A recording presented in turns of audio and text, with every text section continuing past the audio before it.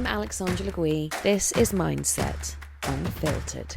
My guest today is an internationally recognised health and wellness expert for 20 years who helps people redefine wellbeing in their lives.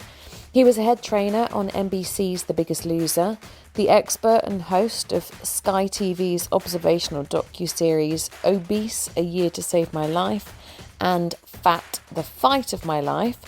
And he has trained the masses on CBS's Kelly and Michael, Good Morning America, and ITV's Good Morning Britain. He was the host of Lifetimes DietTribe and a trainer on Oprah's OWN network, presenting and instructing his Wake Up Workout series. He created Pavelka Wellness and has shared his message and his mission with individuals, families, leaders and teams within organisations to bring awareness and create new behaviours that support overall well-being and create a lifestyle for a lifetime. And as if that's not enough, he has a published book called The Programme, which highlights his 4 elements of health: eat, sweat, think and connect. 4 areas of life that provide a new way to embrace well-being in a holistic and inclusive approach. We delve into it all. Meet Jessie Pavelka. Have you had a good... Oh, hang on. What time is it there then? It's early, isn't it?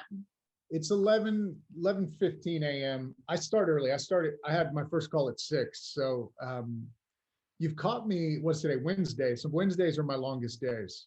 Oh, so okay. I'm going to try to bring my A game to this. Is that in your mug that I just saw you drinking? Is that coffee or are you anti-coffee? I am a coffee drinker. And well, I say that I'm a caffeine drinker. I'm anti-coffee to a certain point. I'm pro-coffee if you have 1 cup. So yeah, for me, it's 1 to 2 cups. I'm fine. Once I go over that tipping point, it becomes generalized anxiety. And I'm not a big fan of that. No, I agree. I think 2, I'll always have 2 now. I mean, I don't know why even, because it's not even, I have a lot of energy and I don't need it. And if I'm happy and buzzing on life, then actually I don't need caffeine at all. And I'm a terrible insomniac. You know what I love when I'm not drinking caffeine is the ability to have space between me and everything else that's happening. As soon as I drink coffee or tea or any kind of caffeine, that space reduces and I start to react and not respond. And so it's one of those things for me where if I manage it right, I can show up and feel good about me showing up. If I don't, over time, it turns into me not feeling very good about my contribution. So that's kind of me with coffee in a nutshell. That's so true. And you know what? I just had today another podcast with an incredible man called Leonard Perlmutter. He is the founder of the American Meditation Institute. Oh, wow. And he talks, obviously, talks very much about that space between an occurrence and your reaction. And obviously our aim in meditation and mindfulness and things is to extend that pause, isn't it? So that we don't react quickly. Yeah. And what you're saying is literally that little bit there just goes. Everything. Yeah.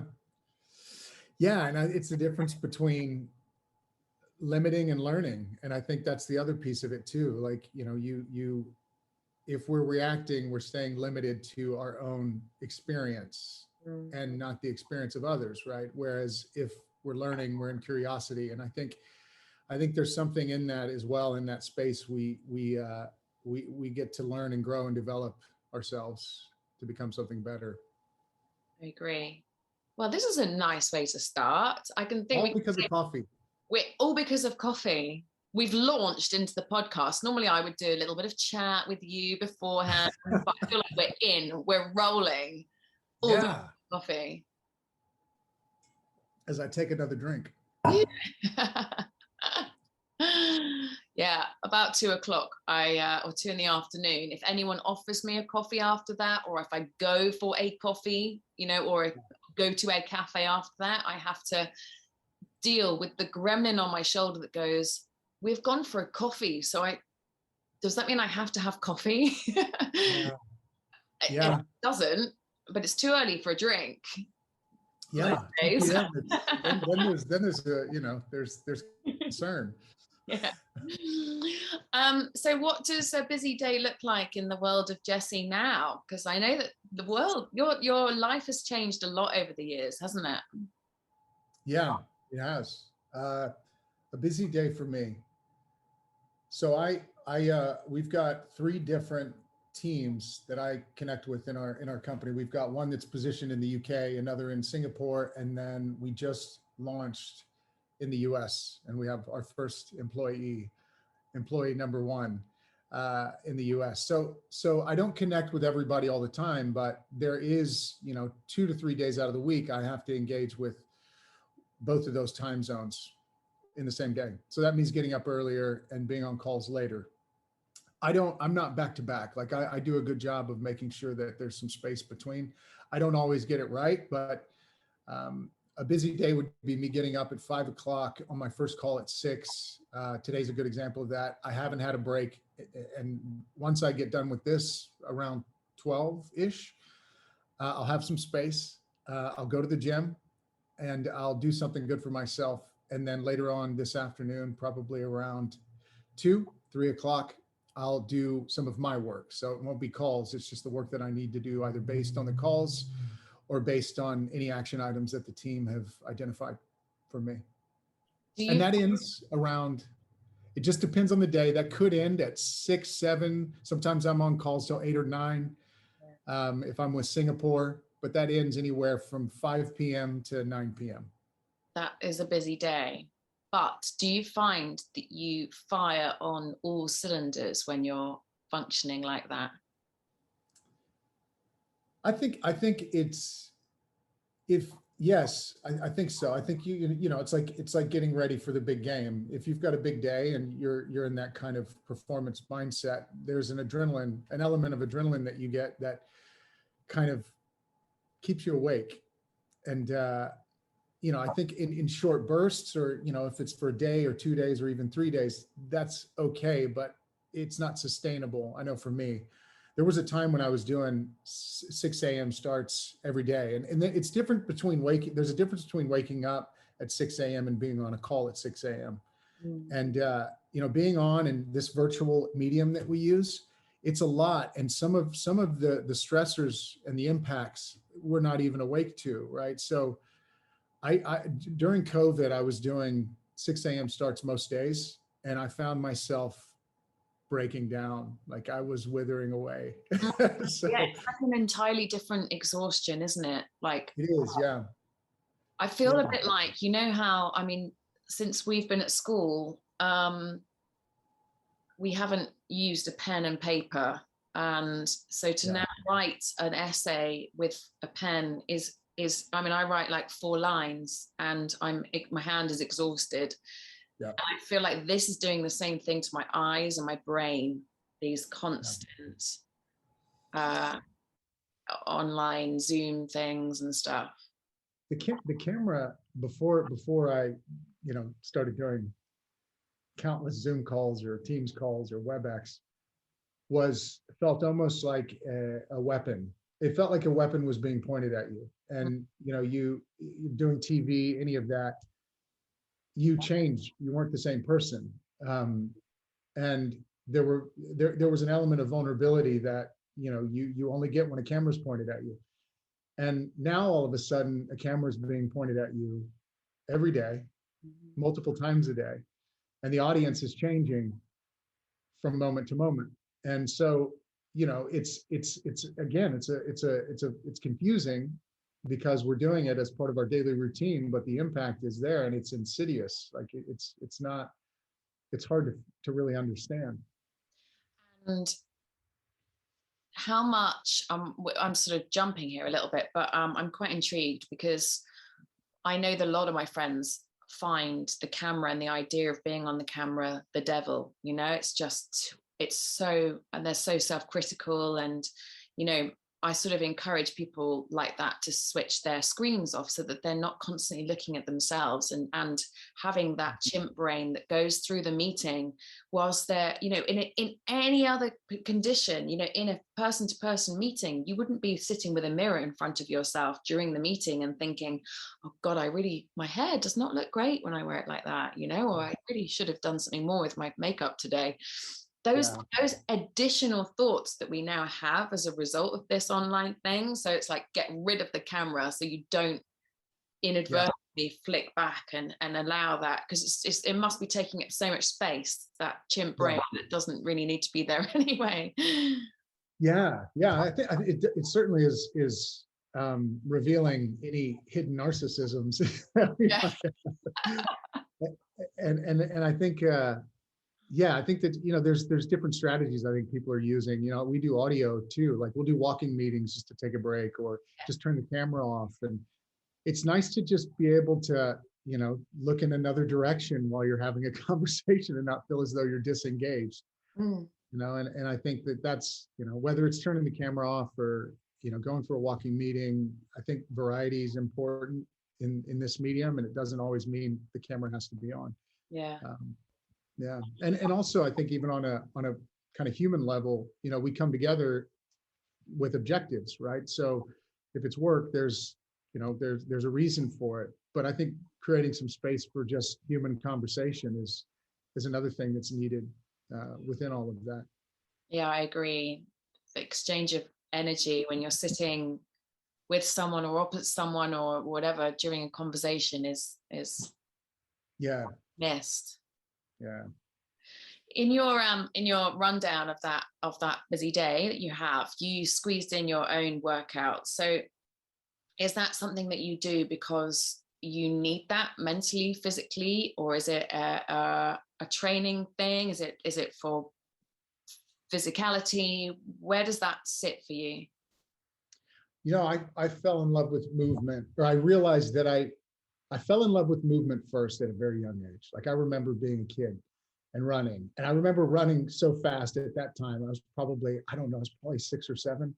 I felt like I was about to fly. And I just fell in love with movement. That turned into sport. I love sport. And this thing that I loved eventually became this thing that I needed. And so now when I look at any movement in my life, it is for survival. Like if I don't move, life doesn't look good. And so I would say it's all of the above, everything that you just mentioned, but to summarize it or to put it into one thing, it's survival. And if I'm getting into my body, I'm connecting with something much greater than me, and me being the head and the brain and you know, that space we live in when we're sitting in front of a device like this, right? And so for me, it's just connecting with my body, connecting with something greater too. I don't know about you, but when I'm moving, like I feel expansive. I feel like ideas are flowing. I feel like things are possible. And that feels right. That feels good. That feels like I'm connected to something. So it's survival. And it's also, I guess, in a lot of ways in relation to work, it gives me a creative space that I otherwise wouldn't have. And do you ever have days or periods of time where you would allow that to slide, or is that something that's is that like a downward spiral for you? Yeah, and I think, you know, COVID, you know, blessing and a curse, right? I think I was so accessible, and going back to when my days were really full and I was starting at 6 a.m. most mornings, I was so accessible and so caught up in, you know, the fact that I could not only have more meetings with my team or my business partner, we could get more done. There was just this more, and that was across the board when it came to work. And what was happening was I was using my head so much that I forgot what it was like to use my body. And that over about I'd say 3 to 6 month period, I got close to burnout. And I remember my son, I shared this story with one of our corporate clients because it had a lot of relevance. I woke up one morning after, and I had a 6 a.m. meeting.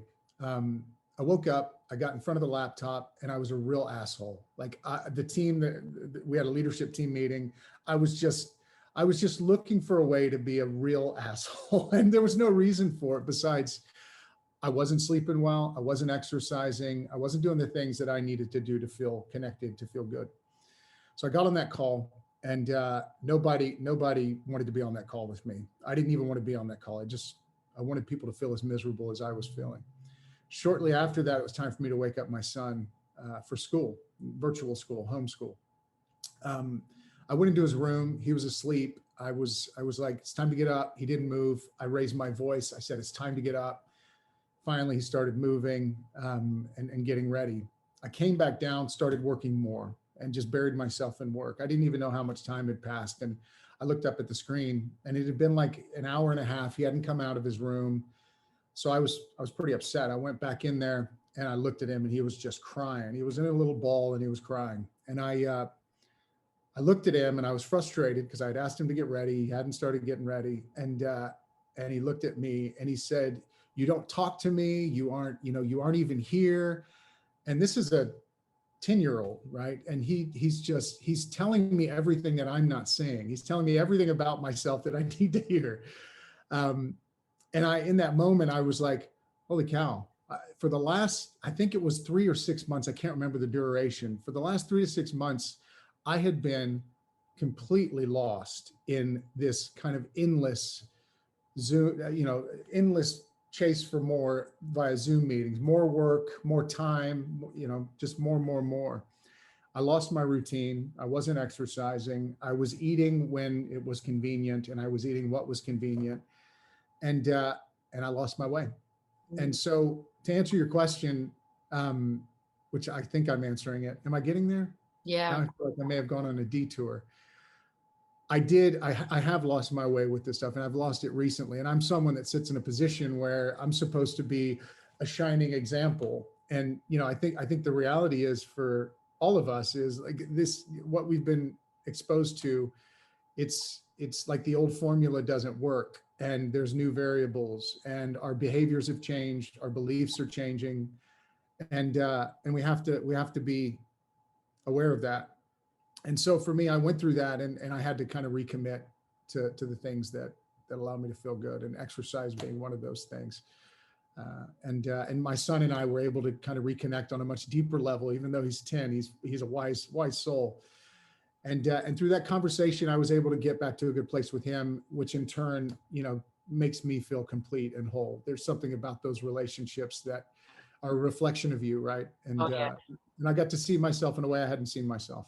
Yeah, wow. I mean, he couldn't have been a bigger mirror, could he? Yeah. And also, actually, what you're saying though is you talk about being a shining example through what you do. That is exactly what a shining example is and does. Is let it's okay to slide every now and then, and that it's what you then do and how you deal with that, and being aware of it, isn't it? And then sort of working out what it is that you can get yourself to climb back up again, I think. Yeah. And I think for I guess anybody in that position where they're a little lost, like just listen to those people, the little ones tugging on your shirt. Listen to your partner, listen to the people that care, because they're giving you something. And if you're willing to listen to it, there might be some big unfortunate experiences that you can avoid. And presumably it's about finding what your motivation is as well, like what your reason is to exercise or to keep yourself healthy and in a good place, right? Yeah, and motivation's a funny one, and I agree. I think everybody has to go on that journey to figure out what is it that's going to push them closer to whatever that destination is, whoever they're trying to become. But at the same time, there are those fundamentals that no matter who cares what you want, right? You're a human being, and there's these things here that you actually need regardless of what you want. And I think that waiting, and I might be going off on a tangent, but there's some relevance. Defining those motivations is important. Understanding that those motivations aren't always going to be there, and there is just a need to show up and do is I think the learning for anybody. Anybody that I've worked with, there's like, they want to lose weight. There's these desires and these wants and these motivators, but what they quickly find out is, what's revealed along the way is that it's actually just showing up each day when you don't want to, that is the game changer itself, right? And that becomes the motivation, is contrary action and showing up and doing the work in the face of struggle. Yeah. And actually the showing up is the hardest bit. Like if you're taking like actually physically going to the gym as an example, I mean, you never regret a workout, no matter what length it is. And if you go with this sort of like, I have to do an hour and I have to sweat and I have to do all these things, then that becomes a chore and it becomes hard. But if you go in with the intention of just showing up, and maybe I'll just start on, actually my gym sessions are so unorganized. I know that there are some trainers out there who'll go in and be like, and we'll have a really rigid, I'm going to do upper body, lower body, arms, whatever. Mine is so not like that, because if I do that, I won't stick to it. And I know what my brain is like. But what I will do is go in, and I love bench press. So I'll normally, I'll kick off with some yoga or whatever, and some stretches. And then I'll start with bench press because I know I like it. And that immediately, once I start that and I start getting the juices flowing, then I'm on it. Then off I go. And if I make that my only goal, then and it's like, I can do 5 minutes of that and that's fine. Then if I finish that and my body goes, really, Al, today is not the day. I'm not feeling it. My back's hurting, blah, blah, blah, blah. Then I'll go, okay, that's fine. We'll go back to some yoga, or we'll just go and stretch, or we'll go and lie on the ball or whatever, and we'll leave. And that's fine. And I think labeling that as productive is the journey a lot of people are on, because there's something about, if it doesn't look the same, then it didn't happen. And that's wrong, right? It doesn't always have to look the same. And in fact, the same gets boring. So I think being able to label these moments of rest, or these moments where you say, what, today I'm not going to do it, as success is a journey a lot of people are on. Yeah, it definitely is, and that's part of the healing bit of it as well. And actually, the only reason why I can speak like that is I had a baby in January, and I'm very much going through a healing period. And before that, I was teaching, through most of my pregnancy, I was teaching loads and loads of yoga and fitness. And I've always been I've always been very active, but I have also always had a real problem with my bones and my spine. And now that's really caught up with me, and pregnancy and birth has really triggered that. So I have had to, over these last 7 months, like completely rewire my brain to accept those days where my body is saying, I can't. And in the past, I'd have been like, I'm sure you can, you can get through that, change this, change that. And actually now I'm like, no. That was never right, Legouix. That was never the right approach. Because actually it's okay. It is okay to heal as well. Yeah. Well, absolutely. And I think, first of all, congratulations. We're doing some work. One of our clients at Cisco Systems, and each quarter we deliver a new theme. And this quarter's theme is recovery. And it's an interesting word, I think, for a lot of us, because it can mean a variety of things. That word comes to mind for me for a lot of people. There's a variety of ways to recover. I think when we look at performance, especially for an athlete, if an athlete's on the field and they're go, they're practicing every day, they've got a big game on Friday, they look at recovery as a part of the productivity, as a part of the performance. Yeah. As soon as you take that same individual and you put them into a corporation, there's no difference between that individual, putting in the hours, back-to-back meetings on devices just like this, hitting deadlines like that. It's the only difference is in a sport, you've got seasons. So you've got a lot of downtime in between, the next season to rest and recover. In an organization, it's 24/7, it feels like. It's always on. And so there's this real shift in how we define recovery in that culture, I think, that's really important, where it becomes a part of the productivity, a part of the performance. And I think your experience as a mom and understanding now that, my body, I know it, I've lived in it long enough, I'm wiser than I was, and recovery needs to be a part of my productivity. It's a really positive shift. And I think it represents a shift that a lot of people need to make, especially in the corporate culture. I love the fact that you've sort of transferred your skills. That's maybe not quite the right word, but I love the fact that you're doing a lot with corporations now. I feel like there's been quite a movement, hasn't there, for businesses realizing that physical and mental health is a really important part of a productive workforce, right? How did that come about? And also what feedback have you had from people? Yeah, it's an interesting one, because it's not the space I am. It's certainly not the space that I showed up in. It's a space that I arrived to. And I grew up with a single mom who worked for a corporation since she was 17. And I saw her grow within an organization. I saw the time she put into it. Upon reflection, now being in that corporate space and understanding those cultures, I now see why she was the way that she was. And it wasn't a bad thing. It's just, I was around it at a young age. I didn't go to school thinking I was going to be in a corporation. I didn't become a trainer to be a corporate trainer. I've always been about people, and I've always needed to be. I talked about survival through exercise. Another form of survival for me is being outside of myself and in service of others. It's something I needed at a young age as well. When I'm in my head, I'm not always at my best. So for me, I went from becoming a trainer working with a certain type of person, that person being someone that needed to lose a significant amount of weight, many that were in a do or die situation. That weight being physical. I started a business around that with my business partner that was launched in 2013.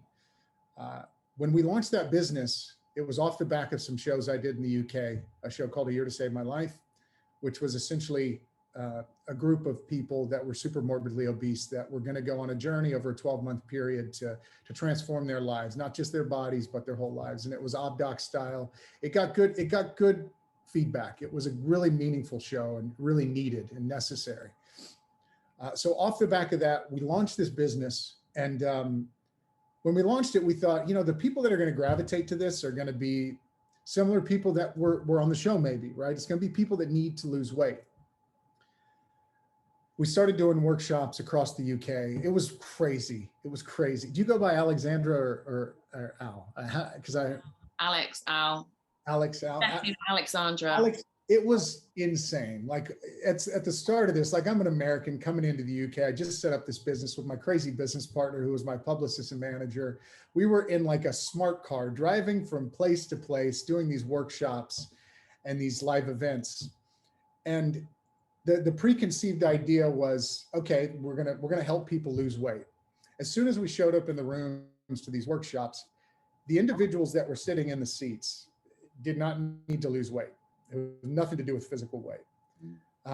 They were individuals that wanted to go on a journey of transformation of some kind. And they saw transformation from the people that they watched on the shows, but they went beyond the weight. They saw that those people were going on a much more meaningful journey of transformation.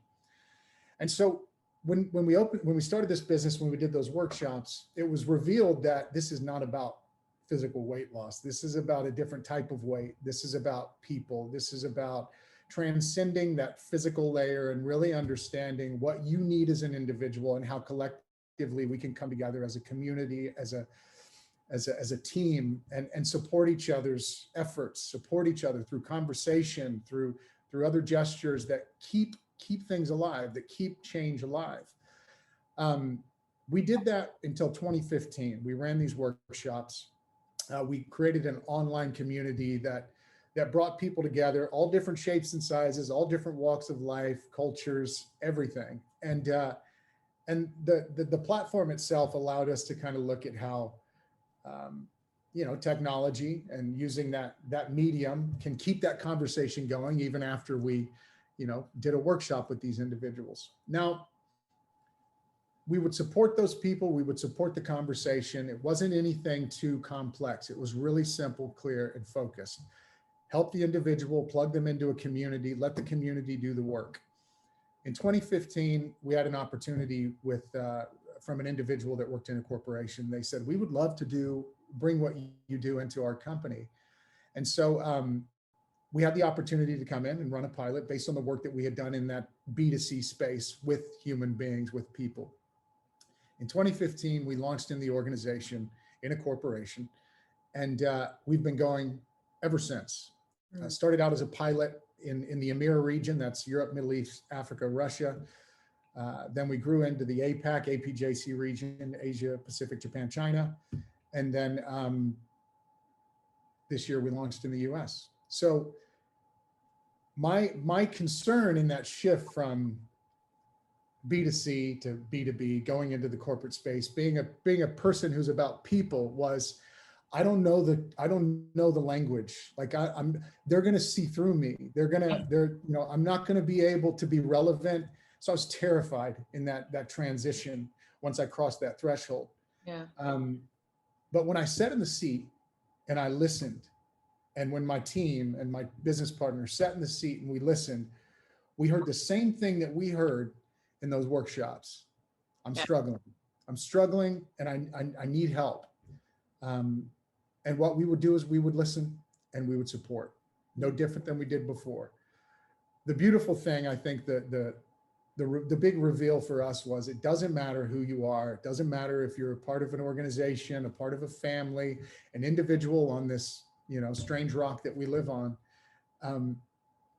Everybody wants to feel good and feel connected. And, and what we bring is the ability for you to define how you do that and be a part of a conversation in a community that helps you sustain those efforts. And so that was a very long-winded way of me telling you what that was like for me. On a personal level, it's been scary, but it's probably, I've grown more in the past 6 years than I had probably my whole life previously. And a lot of it has to do with working with some incredible leaders, working with an incredible organization like Cisco, and just being willing to kind of step back and get curious and explore that space that we talked about at the start of this conversation. Yeah.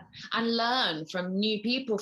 You were learning from a whole new crowd, even though, like you say, they're still sort of saying the same thing. You're still learning from a new crowd of people. Isn't it interesting that ultimately, all of that said to me, that we know, is that every single person is just a human being who has the same flaws, has the same dreams, has the same hopes. It sort of all comes down to that at the end of the day, doesn't it? And everyone has that vulnerability and they want to be the best version of themselves. And lots of people struggle with that and are too scared to ask for help normally. And that's why I think people get to a point, don't they, at maybe at breaking point, maybe, and some of the people I'm sure that you've come up against are at breaking point where like, something has to change here. I have to go on a transformational journey. Otherwise I'm going to keep sinking. Yeah. And I think we, with the exception of some people, I think we're all hip to this kind of seekers. Yeah. This kind of seeker's journey, right? Where we're never done, right? It's just kind of, we're always work in progress. I think the interesting thing about when we talk about this in relation to an organization is you not only have, especially with a global organization, not only have the culture of that country or that individual and where they're positioned in their family and everything else. You also have this added layer of culture that is created based on the values, the principles of that organization, which in some ways can be a barrier to entry for the work, right? And the work being whatever that individual needs in order to feel engaged in what they do on a day-to-day basis within that organization. So a lot of the work at the start is getting people to drop the veil and and say, okay, I'm going to go past. We're going to go past the layer of organization X, and now we're going to enter into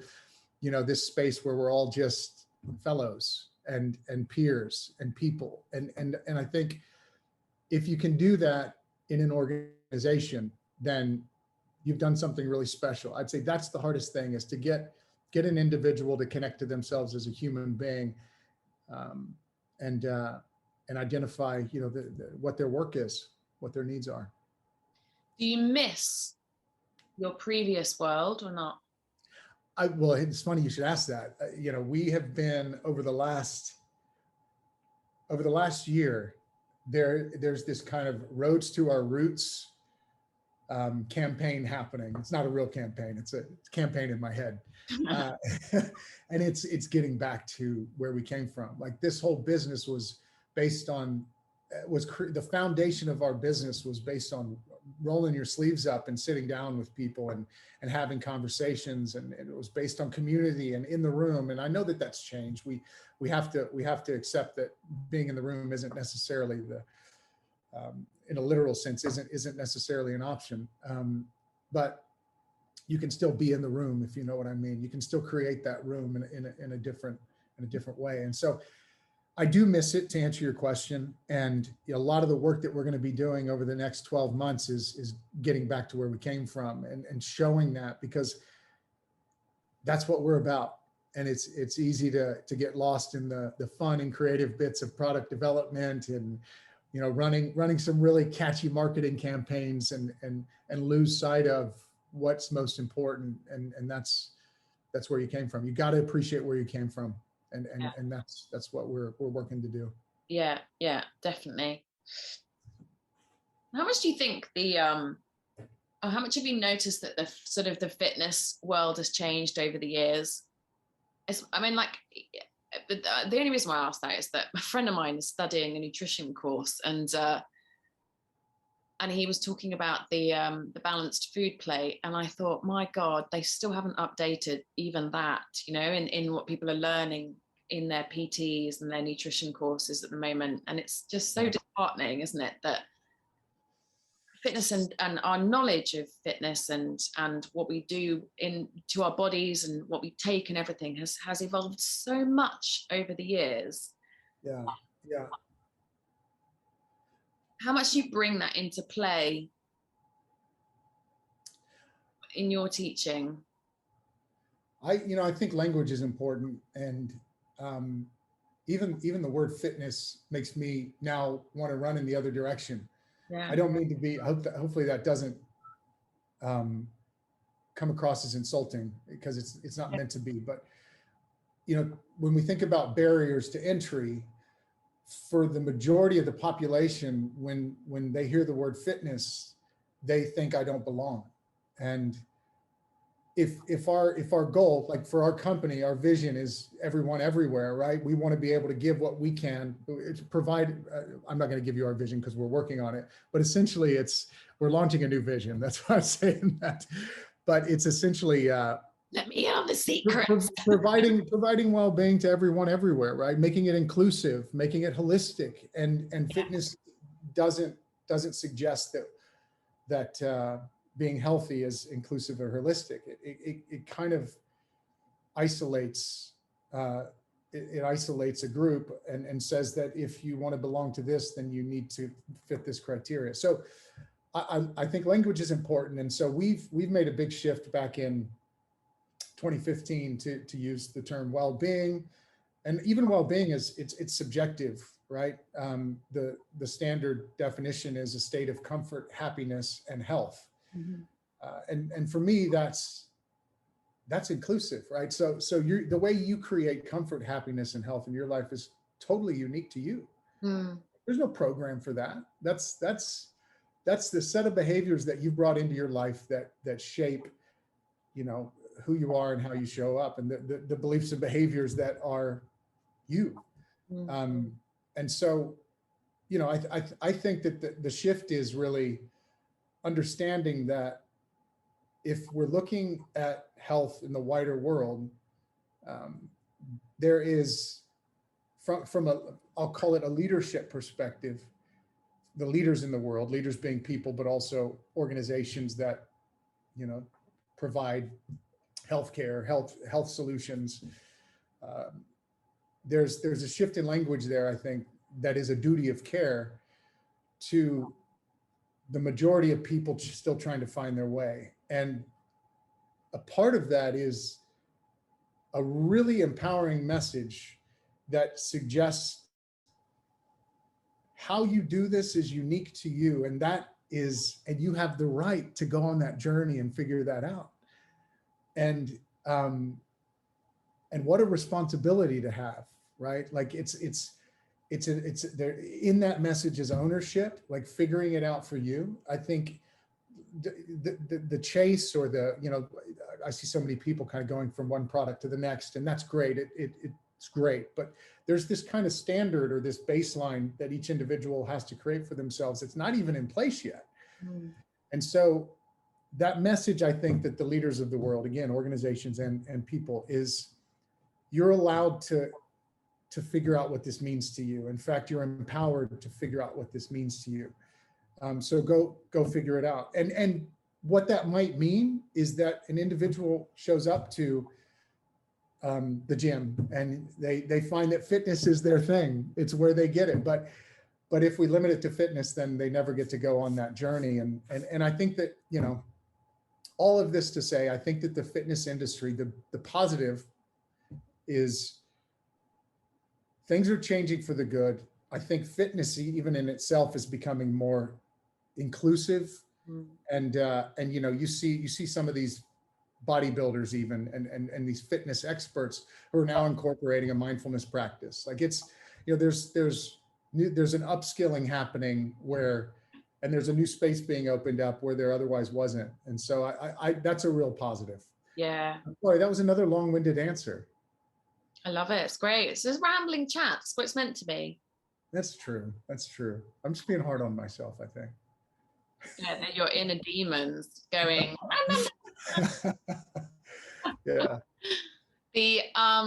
I do a lot with a lot of teaching with mindfulness and meditation, and I feel like I mean, mindfulness is a bit of a buzzword, isn't it? It's being a bit overused, I think, in some places, or misused maybe in some places. But I love the fact that there has been that transition over these recent years, I think, where people are taking a little bit more time for that space. Yeah. How much do you bring that side of things into your teaching? It is in parallel with everything else. So we work with what I call the 4 elements: eat, sweat, think, and connect. They're part of everything that we do. And they are just a holistic, inclusive approach to well-being. And, you know, I think the difference is, I think there are a lot of companies and you know, individual experts that have their own kind of way or areas of focus. You'll have your physical, your mental, emotional, social, spiritual. I think the difference is we brand these, package these up as a program in their own right. They're not just a place where you go to a website and, oh, here's some exercise content under the physical. They are a mantra. They are a part of the individual's journey. And the beauty of them is, and this goes back to empowering the individual, what we try to do is get the individual to define how they eat, sweat, think, and connect in their own lives. It's not prescriptive. We suggest things, but really what we want to do is have an individual go from point A to point B, point A being, you know, I don't know what I'm doing. Can you help me? Here's some suggestions. Oh, by the way, and here's the 4 elements. Going from that point to being able to, over time, create a story that they have for themselves using the elements as a focal point. And then getting to that point of power where, when they get to point B, going out into the wider world, sharing their experience, of transformation, that little moment where they just realized that they were important, or that, that this was possible. And I think for us, that's kind of how we work. So it's not one thing, it's everything, to answer your question. Mm-hmm. So mindfulness is, and I would put mindfulness under the think element, is a part of everything that we do. It's a part of everything. I mean, when you think about mindfulness and awareness, it's in the food that you eat, it's in movement, it's in how you interact with other human beings. So you can't really be healthy without it, in my opinion. No, I agree. And I think it also kind of encourages I think I'm right in what I hear, that you're talking about almost like a sense of ownership as well, that people go through that journey and that they're in control. It's not like here is your eating for the day, here is your thinking, your sweat for the day, here is your list, this is what you have to do because you're the same as every other person that I'm dealing with today. And that's not the case, is it? And if people can explore and develop themselves, and they take ownership for it, and then I think that's really empowering. So then they're more likely to continue on that journey if it's if it's their idea, if it's their creation, right? Yeah, exactly. And I think what you want to provide is the experiences. So, if I use the example in organizations, we introduce the elements. This is Eat, Sweat, Think, and Connect. And usually that's coupled with a story. So someone that has used the elements and it's transformed their lives. I share some of my history and my work. Off the back of that, they have the elements, but then what we have is a journey attached to that. And that might be a launch event. In that journey, we have a variety of experiences. It might be, a meditation session. It might be a desk exercise or stretch session. It might be a variety of breathing techniques. It could be, how to journal effectively. Mm-hmm. And so what we do is we give them some how-tos. They get to decide within the elements what works for them. And that's the empowering piece. So we expose them to what could be, and they get to decide what is. Yeah. It must make such a difference. So I had one of my podcast episodes was with a company called Talk Out, who are about depression within organizations, and their whole thing is about helping people specifically, or helping depression within organizations to and the difference that they're making is, less sick days and more of a congruence and openness between the staff, or the leaders, and the ideas are flowing better, and the business is improving, and I guess that must be the same results for you, right? Yeah, I mean, we don't like to guarantee that we're going to impact the bottom line. We don't want to be about that, but at the end of the day, we have to sell what we do. So we do realize the importance of it. I think what we try to do, through our impact statements, engagement is really important. And so if we can show that people are engaged in the initiative, and in parallel show that they're engaged in their work, then that's a good thing. And I don't think, this is one thing I will say, evidence is important. But I also think that we spend a lot of time looking for evidence when we know the answer. Yeah. And especially in organizations, right? It's like we need to prove that well-being is going to make our employees better, right? And we don't have to prove that. That's truth. A person that's taking care of themselves is going to be more energized. They're going to feel better about their contributions. The relationship between them and the organization will be better. I think the main thing is making sure that the organization makes it a priority. That's probably the biggest thing. And, that's from a leadership standpoint, and also from, an empowered individual standpoint. It's got to be a priority. Does that make sense? Yeah, it does. That's why something I think when I was listening, I must have been listening to you or reading something that you've said before about reflection, and about having time to digest what people have done and learned throughout the day in a business. What was it you were saying about the fact that, you know, like, or bringing in this idea that because people have like endless meetings throughout the day and there's sort of no chance to actually analyze or digest what you've done in a meeting. Is that something that you do bring in? I'm sure that's what you were saying. Yeah, I mean, we definitely try to brand, excuse me, we try to brand things within an organization that just cue a new behavior or routine.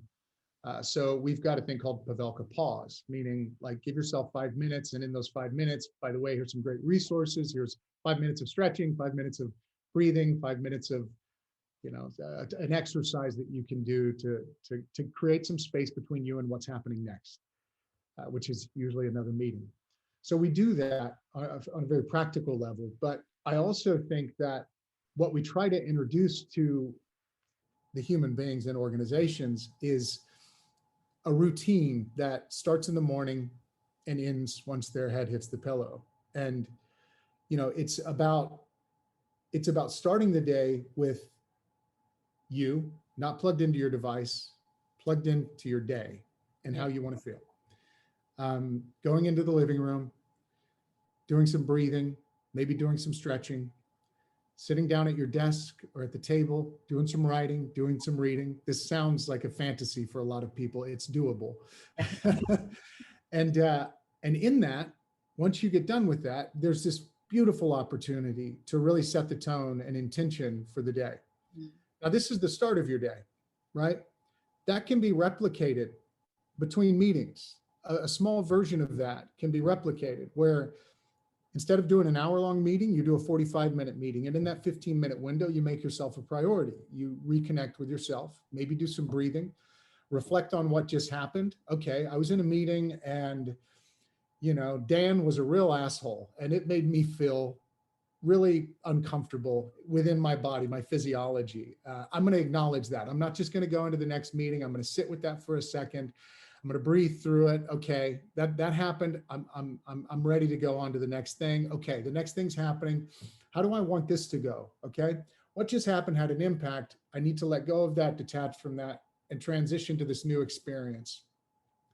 So you replicate this routine you started in the morning in those little moments throughout the day. And the reflective piece is actually what comes at the end of the day. So we've got morning and evening routine. So you've got essentially the ascend and descend from like an airplane taking off to then coming. It's not a hard stop, right? It's gradual.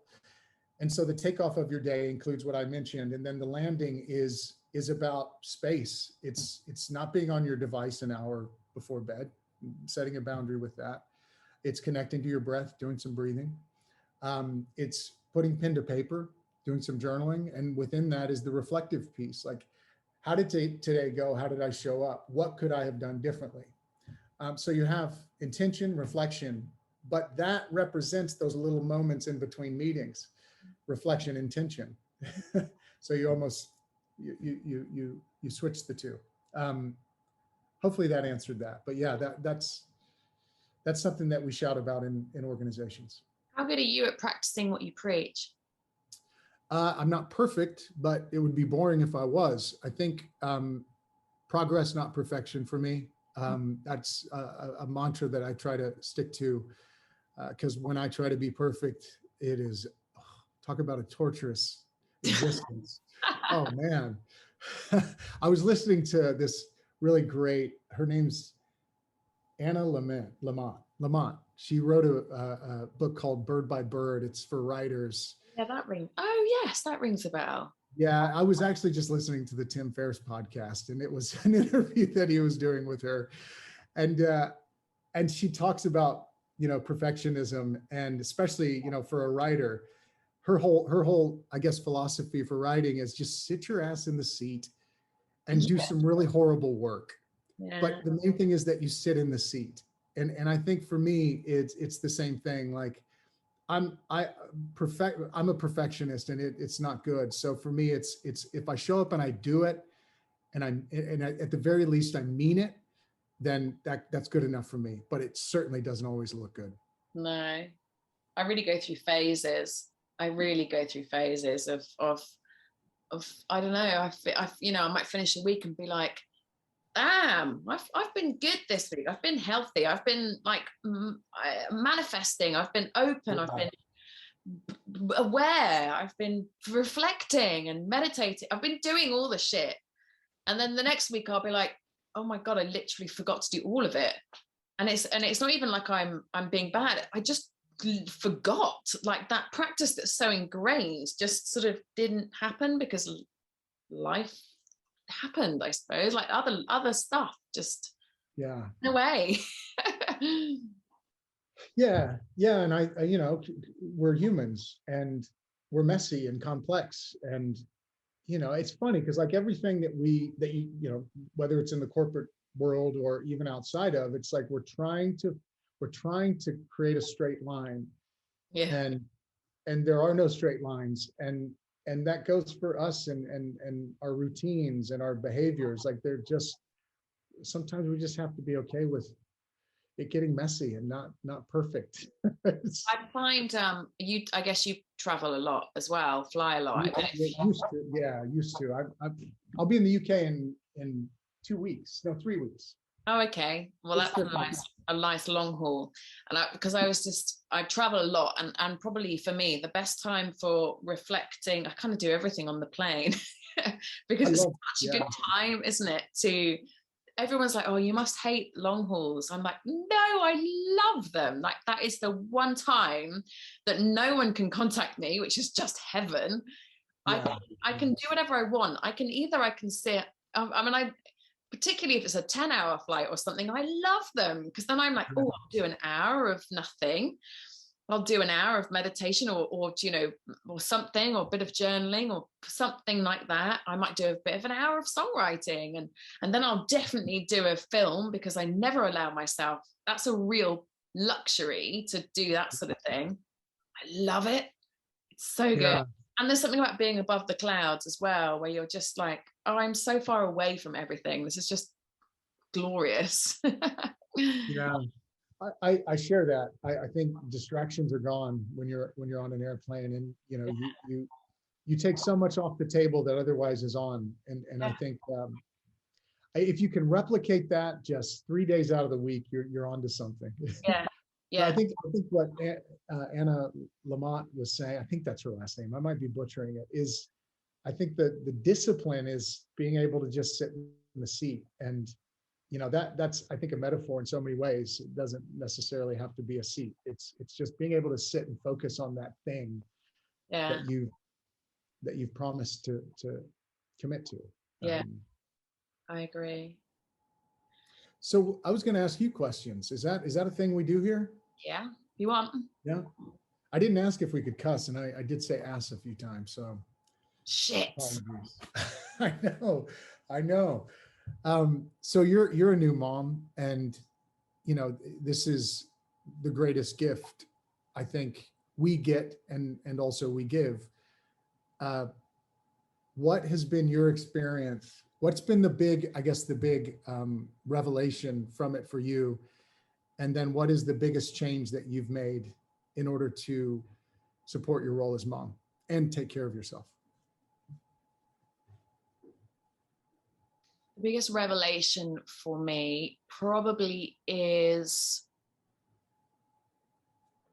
that there is something much more important than me. While I'd like to think I've always been a very kind human, I've certainly always been a very selfish human. I've had a very, I'm 40, and the reason why I haven't had a child until I'm 40 is because I've been too busy lifing, and loving it, traveling and working. I'm self-indulgent, I've loved every minute of it, and I feel like I don't miss anything because I had to do all that. But it's a really nice thing to go, okay, now I'm ready to not be selfish, and it's such a lovely gift to have something to care about more, you know, Yeah. more than anything else. It's such a lovely thing. And I never, ever I've never been a mother girl. I've never been clucky. I've never showed that soft side of myself at all. I've always been very driven, very hard, very ambitious, all of that element, that side of me, you know, and feeling vulnerable, feeling those things are quite new feelings to me. And babies do that to you, you know, and certainly for those sort of first 8 weeks, I did a lot of it on my own. And it was really hard, but very revealing. It revealed things to me that I need to work on, because when you're your absolute rawest, when you're broken, when you're really tired and you're really pushed, then you see what your reactive state is and what your mind, what's happening in your mind, you know? Yeah. And I was frustrated with myself because I always thought I'd done an awful lot of work, and I thought I was very calm, and I thought I was very good at being in the moment and able to self calm and stuff like that, you know? Yeah. But it really triggered an awful lot in me. Yeah. And that was really interesting, but gave me something to work with, which I really liked, you know, stuff that I could then be like, okay, this is really interesting. I can do stuff with this, and I can make myself a better human. And also, again, this is a really long-winded answer, but also my parents divorced when I was young, and having a baby was quite triggering for those emotions as well. And what do I want her to grow up with? What things do I want her to learn and not learn? I know that I can't control it, but I want her to feel safe, and I want her to feel the things that I possibly felt I was lacking, you know? Yeah. And that's been really a fascinating new journey that I never knew I needed. Yeah. Wow. It also helps that I'm training to be a psychotherapist, and I'm in my final years, and I didn't stop. So I'd go to uni until recently, every Wednesday. The only day I missed was the day after I gave birth. Other than that, I kept showing up to uni because I knew that it would help me through that period. And it was the best thing I could have been doing, you know, because I was constantly learning, and within that training, you're being counseled. So I was able to talk through all this and analyze and digest what was going on with me. And that was really useful. So yeah, God, that was a really long-winded answer, but I feel like I've learned so much about myself as a result of it all. No, I think every word had relevance, and I can relate to a lot of that. Just how revealing it was. I remember there was almost a breakdown that I had. This was before my son was born, but it was the anticipation of this new thing coming, new being coming into this experience, and all of my insecurities had kind of hit me at once. And the question was presented like, are you worthy? And I couldn't answer it. I couldn't answer that question. And so that, I remember that moment. It was a profound moment. And, through the experience of parenting and everything, you start to build this, I don't know, this confidence in this new part of you, this new role that was not, not something that you were, it wasn't a natural talent. It wasn't like a skill that you acquired through school. It is something that just happens, and it happens literally like that. And you can read all your books during pregnancy on, how to be a parent, but as soon as the child comes, you can you got some information, but it's not. Yeah. It's the experience, I think, that really gives you what you need. So I can relate to a lot of what you said. Yeah. I agree. It's incredible, isn't it? I love it. And I feel like I'm doing well, you know, I'm much better than I ever thought I would do. I think that actually everything else is harder, like relationship and uh, stupid thing, you know, like juggling work. You know, I'm really busy, so Yeah. those things are difficult.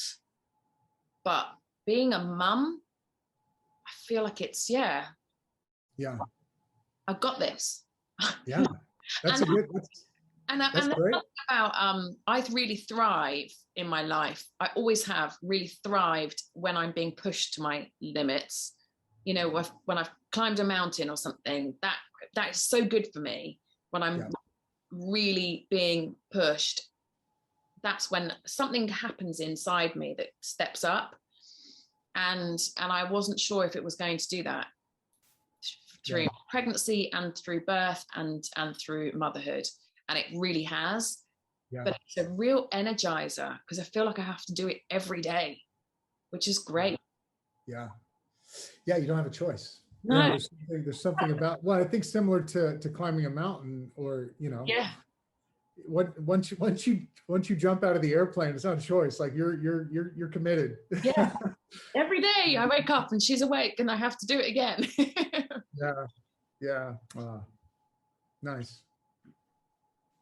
Speaking of which, I need to go and feed her. And I know that you now have a very busy day. In fact, you're going to the gym now, remember? I'm going to the gym. Yeah, no, this is going to be, I probably should have scheduled this after the gym because I would have been more on my A game. So hopefully I always like leave these things, and I don't know if you have an inner critic like mine, but it creeps in. It's like there's a conversation that goes like, did I do a good job there?